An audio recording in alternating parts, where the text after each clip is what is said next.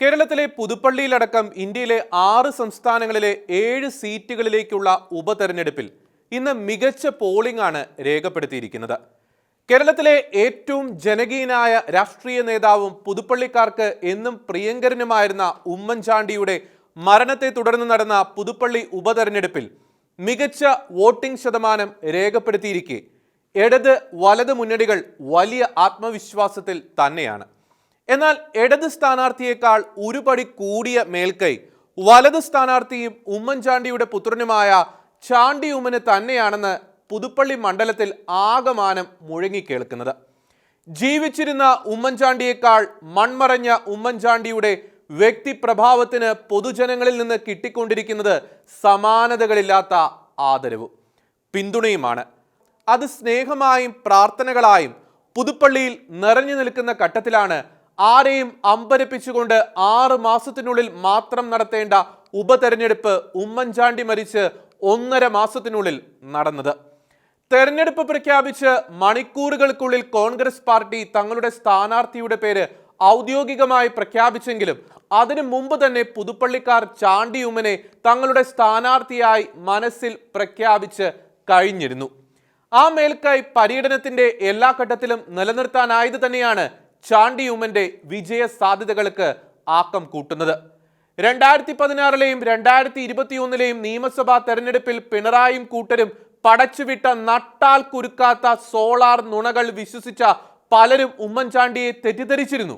എന്നാൽ ആ മനുഷ്യൻ ശരിക്കും ഒരു വിശുദ്ധനായിരുന്നുവെന്ന തിരിച്ചറിവിൽ പുതുപ്പള്ളിക്കാരിൽ പലർക്കും ഉണ്ടായിരുന്ന കുറ്റബോധവും പ്രായശ്ചിത്തവും വോട്ടായി മാറുമെന്ന കാര്യത്തിൽ യാതൊരു തർക്കവുമില്ല.